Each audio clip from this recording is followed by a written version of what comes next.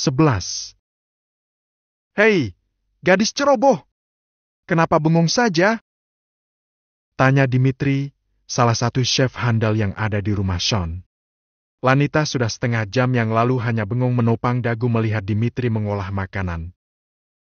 Kenapa ada kucing Anggoa di rumah ini? Kemarin-kemarin aku tak melihatnya. Itu punya Tuan Sean? Sahut Lani bersender pada lengan kursi. Kemarin Anggoa itu dititipkan di pet shop. Memang selalu seperti itu. Kalau Tuan sedang malas mainan kucing, pasti dititipkan di pet shop entah seminggu atau 2 minggu. Jelas Dimitri. Kamu tak suka kucing? Bukan tak suka, gara-gara dia aku memecahkan guci antik kemarin. Sesal Lani. Dimitri tersenyum. Apa hukumanmu? Guci itu koleksi Nyonya Sherindita. Gajiku dipotong setengahnya selama 3 bulan. Sahut Lani santai. Pasti gajimu besar makanya kamu terlihat santai. Lani menggeleng. Andai Tuan Sean tidak menggajiku selama 3 bulan pun aku tak apa-apa. Aku tinggal di rumah ini makan tidur dengan nyaman saja sudah sangat bersyukur. Ya, ku dengar ibumu dirawat dengan baik di rumah sakit. Sahut Dimitri. Ya, Tuan Sean sungguh sangat baik sekali. Gumam Lani. Kamu tahu? Tuan Sean belum pernah seloyal ini dengan perawat-perawatnya sebelumnya. Oh ya? Apa mungkin karena kamu masih muda dan cantik? Mungkin Tuan tertarik denganmu. Kakeh Dimitri. Ngaco. Nona Sharon jauh lebih cantik, jelas-jelas dia calon istrinya. Sahut Lani. Mereka dijodohkan. Bisik Dimitri. Lalu keduanya saling berbisik. Lani, di mana ponselmu? Suzana tiba-tiba mengejutkan bisik-bisik Dimitri dan Lani. Di kamar, Bu. Pantas saja. Kenapa kamu tinggal? Tuan Sean menghubungimu berkali-kali. Bukannya kemarin ibu menambahkan 1 poin saya tidak boleh membawa ponsel di saat jam kerja kecuali istirahat. Sahut Lani. Suzana menepuk dahinya karena lupa. Peraturan tersebut ditambahkan atas perintah Sean karena tak mau Karta terus-terusan menelepon Lani. Sana ke kamar Tuan Sean dan bawa kembali ponsel selama kerja. Peraturan terakhir aku hapus lagi dan ganti nomormu dengan nomor baru. Titah Suzana. Lani mengangguk patuh dan gegas berlalu dari pantry. Selepas Lani dan Suzana meninggalkan dapur, ada sosok lain di belakang Dimitri yang sejak tadi selalu saja memperhatikan Lani. Dia adalah Yanto, salah satu pekerja baru di rumah Sean. Gerak-gerik Yanto tampak mencurigakan. Yanto lelaki seusia dengan Karta ayah Lani. Yanto dengan jelas mengingat wajah Karta saat sedang mengintai Lani beberapa hari yang lalu.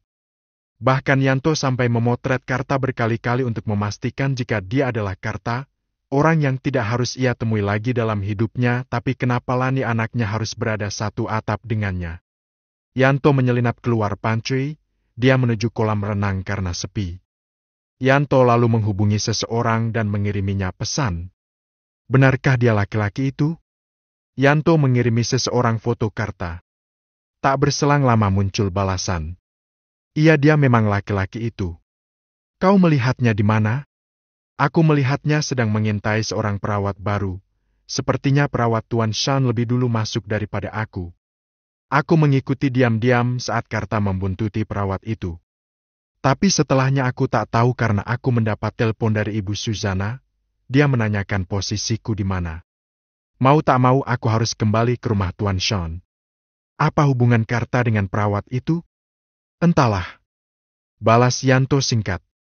Bodoh. Cepat cari tahu. Jangan sampai Karta melihatmu di rumah itu. Oke, baiklah. Balas Yanto. Yanto segera masuk kembali ke pantry, ia menghampiri Dimitri. Chef, perawat tadi siapa namanya? Tanya Yanto hati-hati. Perawat cantik yang tadi duduk melamun di depanku. Yanto mengangguk. Lanita Azelia. Nama yang cantik bukan, secantik orangnya. Jawab Dimitri. Kudengar dia kemarin diculik. Kenapa dia bisa diculik? Oh, Lani diculik ayahnya sendiri. Entahlah ada masalah apa antara gadis itu dengan ayahnya. Jawab Dimitri. Yanto mengernyit. Hari saat Lani diculik adalah hari saat ia melihat Karta membuntuti mobil yang dinaiki Lani. Kamu tahu ayah gadis itu? Dimitri mengedikkan bau. Pekerjaanku hanya berkutat di depan alat-alat ini. Oh, kau tanya saja Jauhari, dia yang menyelamatkan Lani dari sekapan ayahnya. Jauhari? Asisten bodyguard Tuan Sean, dia punya anak buah. Ketuanya bernama Rashid, tapi Rashid sedang tugas ke Magelang. Entah tugas apa. Jadi kemarin Jauhari dan anak buahnya yang menyelamatkan Lani. Papar Dimitri. Yanto manggut-manggut dan mengucapkan terima kasih. Setelah pura-pura sibuk membereskan sesuatu di dapur, Yanto berkata pada Dimitri akan membersihkan kolam renang. Padahal Yanto hendak menemui Jauhari di base camp yang letaknya tidak jauh dari rumah utama milik Sean. Saat Yanto menunjukkan foto Karta, Jauhari segera mengiyakan jika Karta adalah ayah Lani. Apa lelaki ini masih mengintai rumah ini? Tanya Jauhari. Tidak, tidak. Aku mengambil fotonya beberapa hari lalu sebelum kasus penculikan. Aku hanya merasa heran karena tiap kali aku membuang sampah, lelaki ini seolah-olah sedang mengintai ke arah rumah Tuan Shan dan memang terbukti, bukan? Kalau kau melihat lagi lelaki ini ada di sekitaran sini dan sikapnya mencurigakan, segera hubungi aku, ya. Perintah Jauhari. Yanto mengangguk sopan, lalu ia pamit pada Jauhari. Segera setelah agak jauh dari Jauhari, Yanto segera berkirim kabar lewat pesan singkat. Karta ini adalah ayah perawat baru Tuan Shan. Kemarin dia menculik anaknya sendiri tapi Tuan Shan berhasil menyelamatkan Lani. Nama perawat itu. Bisa dipastikan Karta tak akan lagi berani macam-macam dengan Lani. Tuan Shan sepertinya melindunginya. Pesan sudah dibaca tapi lama tak ada balasan. Ingat, jangan sampai Karta melihatmu. Hanya itu balasan yang Yanto terima. Lanita Zelia, keluarkan kartu lamamu dan ganti dengan kartu baru ini. Sean memberikan kartu perdana pada Lani. Tanpa banyak pertanyaan Lani menurut saja. Peraturan terakhir diubah. Kamu jangan meninggalkan ponsel selama kerja. Aku kesusahan menghubungimu. Oh, ganti nomor ponsel barumu di ponselku. Sean menyodorkan ponselnya. Sean melihat itu. Dia pun ikut tersenyum melihat Lani merasa gemas melihat dirinya waktu kecil. Sudah, Lani? Tanya Sean. Oh, sebentar, belum. Saya sedang mengagumi kecantikan mamiku dan aku yang lucu menggemaskan, bukan? Potong Sean. Iya, tidak. Iya Tuan. Tuan Sean saat kecil montok dan menggemaskan. Sahut Lani tergeragap. Sekarang sudah sebesar ini, apakah tampak menggemaskan juga di matamu? Tanya Sean. Kedua pipi Lani bersemu merah. Dia malu karena Sean bertanya seperti itu dan bingung hendak menjawab apa. Kenapa diam? Aku semasa kecil dengan aku yang sekarang bukankah sama-sama menggemaskan? Sean tersenyum ingin tahu jawaban Lani. Wajah Lani menghangat. Kedua pipinya sudah semerah tomat. Dia menunduk malu. Sean yang saat ini ada di hadapanmu sudah tidak lagi menggemaskan, ya? Melainkan tampan. Betul begitu, Lani? Lani tersedak lalu terbatuk. Senyum Sean semakin lebar. Dia senang sekali memperhatikan Lani yang gugup dan rikuh di depannya. Apapun sikap Lani selalu menarik perhatian Sean. Lani yang bodoh. Lani yang ceroboh serta memisahkan juga Lani yang tampak malu-malu seperti saat ini. Sungguh keluguan Lani terasa menyenangkan bagi Sean. 12. Sharon turun dari mobil yang dikendarainya. Dia berjalan dengan dagu terangkat saat memasuki teras rumah Sean. Nona Sharon, Esti, tolong berjalan agak ke sudut kiri. Panggil seseorang. Sharon menghentikan langkahnya. Tapi dengan hati-hati Sharon melangkah ke sudut teras sebelah kiri sesuai perintah suara tak terlihat batang hidungnya itu. Ada sesuatu yang dilempar mengenai tubuhnya. Sebuah gulungan kertas. Sharon mengernyit dan melihat ke sekeliling saat mengambil gulungan kertas kecil di bawah kakinya. Hati-hati, di rumah Tuan Shawn ada banyak CCTV tersembunyi. Jaga sikap. Sharon mengernyit. Dia kembali mengedarkan pandangan ke sekeliling. Tetap tak ada siapapun. Tapi kertas yang ia baca disimpannya dengan hati-hati di dalam tas. Siapa gerangan pengirim surat ini? Apakah asisten rumah tangga Shawn? Tapi untuk apa memperingatiku seperti ini? Sharon bertanya-tanya dalam hati. Aku harus lebih waspada. Jangan sampai ada yang curiga kalau aku sudah mengetahui jika Shawn hanya pura buta. Sharon melangkah menuju kamar Shawn setelah bertemu Susanna. Tapi Shawn tak ada di kamar Mia. Sharon juga mencari ke taman, nihil. Pasti di ruang kerjanya. Gumam Sharon menuju ruang kerja Shawn. Tidak ada juga, batin Sharon. Namun saat Sharon akan kembali menutup pintu ruang kerja Shawn, sekilas ia melihat bayangan Lani dari kaca lemari di samping meja kerja Shawn. Lani sedang duduk di lantai di antara banyak tumpukan bindel dan dokumen-dokumen penting. Ya ampun, gadis ini bukannya kerja malah enak-enakan tidur. Desis Sharon. Lani mendengkur halus menyender pada kaki meja kerja Shawn. Hei, Lani! Bangun! Bukannya kerja malah enak-enakan tidur. Kau, tegur Sharon. Lani terbangun karena goyangan di tubuhnya. Dia terkejut melihat Sharon mendapatinya sedang tertidur. Lani segera membereskan kembali dokumen-dokumen penting perusahaan dengan cekatan. Kamu itu kemarin habis mecahin Gucci dan sekarang enak-enakan tidur sambil bersembunyi di tempat sempit. Kamu jangan merasa besar kepala karena Shawn sering membelamu, ya? Ancam Sharon. Di mana Shawn? Tadi di kamarnya, Nona. Sahut Lani. Sharon mendengkur selalu kembali melangkah keluar dari ruang kerja Shawn. Lani mengelus dada lega. Dia kembali membereskan pekerjaannya yang sempat tertunda. 2 jam Lani membereskan pekerjaannya di ruang kerja Shawn.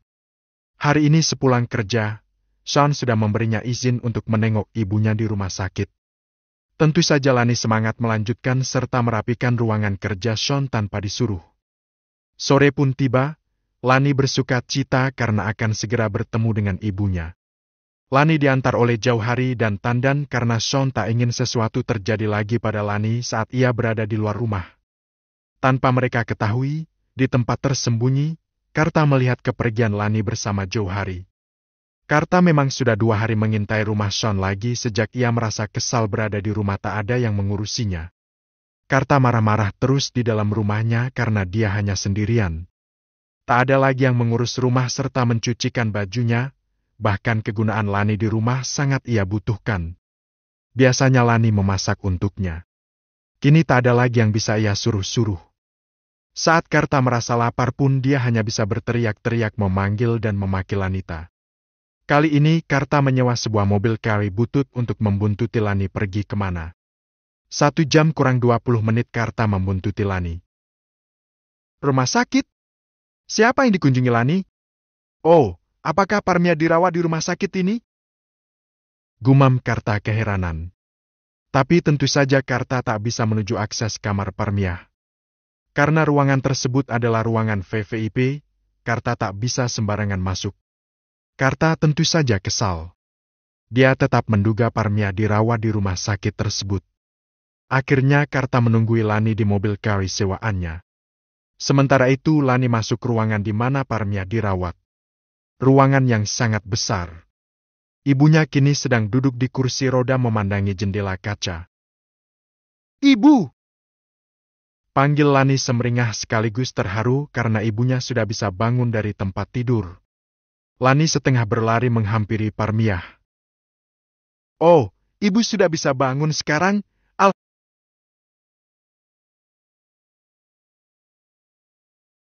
Alhamdulillah. Lani memeluk Parmia. Siapa, Nak? Siapa yang sudah membuat ibu dirawat di rumah sakit ini? Atasanku, Bu. Bukankah dia baik sekali? Kedua mata Lani menyeratkan kebahagiaan yang sangat karena kondisi perkembangan kesehatan Parmiah menunjukkan banyak kemajuan. Parmiah terkejut tapi lalu menangis dan kembali memeluk Lani. Betapa beruntungnya kamu memiliki atasan yang begitu baik, Lani. Itu semua berkat doa ibu. Aku juga senang kalau ibu sembuh. Maaf Lani tak bisa menginap menemani ibu. Tapi saat ibu sudah sembuh, ibu akan tinggal di rumah Tuan Sean bagaimana? Parmiah terkejut. Ah, jangan, Lani. Kita masih punya rumah. Menumpang di rumah orang itu tidak enak apalagi ibu sering kambuh sakitnya sewaktu-waktu. Baiklah, nanti itu kita pikirkan lagi ya, Bu. Setelah 2 jam berbincang-bincang dengan Parmiah, Lanita kembali pulang. Tentu saja masih diikuti oleh Karta. Karena Karta tahu jika mobil hitam yang membawa Lani di dalamnya melalui jalur kembali menuju rumah Sean, Karta memilih jalan pintas agar bisa segera lebih dulu di kompleks perumahan Sean dan mengejutkan Lani dengan kedatangannya tentu saja. Karta pun tiba lebih dulu. Ia memarkir mobil agak jauh dari rumah Sean. Karta keluar dari mobil dengan sedikit penyamaran agar dia tidak dikenali oleh siapapun. Tak lama mobil jauh hari tiba, saat mobil hendak masuk gerbang, Karta muncul dari tempat persembunyian dan menghadang mobil jauh hari. Lani terkejut. Ia meminta berhenti dan menemui Karta. Jangan, Nona. Tuan Sean melarang saya membiarkan Nona Lani bertemu lagi dengan ayah Nona Lani. Jauh hari mewanti-wanti. Sekali saja, Pak. Saya harus memastikan sesuatu agar ayah saya berhenti mencari saya. Jauh hari tampak berpikir sesaat. Baiklah, tapi hanya sebentar saja, ya. Lani mengangguk dan keluar dari mobil. Akhirnya kau keluar juga, habis mengunjungi ibumu di rumah sakit? Tanya Karta sedikit menyeringai. Lani terkejut karena Karta ternyata mengetahui kemana dirinya pergi. Ya, aku memang menjenguk ibu. Bapak tak usah mengintai rumah ini lagi. Pulanglah, nak. Bapak rindu, tak ada yang mengurus bapak di rumah. Karta memasang wajah memelas. Lani sedikit luluh hatinya melihat wajah memelas Karta, tapi ia tak mau lagi tertipu. Bapaknya berkali-kali berdusta padanya. Maaf, Pak. Bukannya Lani tak mau pulang. Tapi pekerjaan Lani memang mengharuskan Lani tinggal di rumah ini. Setelah ibu sembuh pun Lani tidak akan pulang ke rumah. Karta terbelalak. Dasar anak kurang ajar. Kamu mau ninggalin bapak sendirian? Maafkan Lani, Pak. Aku harus menuruti perintah dari atasanku. Hah, anak tak tahu diuntung. Tak tahu terima kasih. Dari kecil kamu kurawat dan kupungut dengan kasih sayang, tapi malah begini balasannya? Menelantarkan orang tua, hah? Lani terkejut dengan ucapan Karta. Anak pungut? Maksud bapak apa dengan mengatakan kalau aku anak pungut, Pak? Karta ikutan terkejut sebetulnya. Kenapa mulutnya asal bicara dan membuka rahasia masa lalu Lani? Siapa yang berkata begitu? Oh, bapak mabuk, pusing, jadi sedikit bingung dan ngaco. Kelit Karta. Justru orang mabuk selalu berkata jujur, Pak. Apa yang barusan bapak bilang aku jelas mendengarnya. Bapak bilang aku anak pungut. Bapak mungut aku dari mana, Pak? Lani lemas.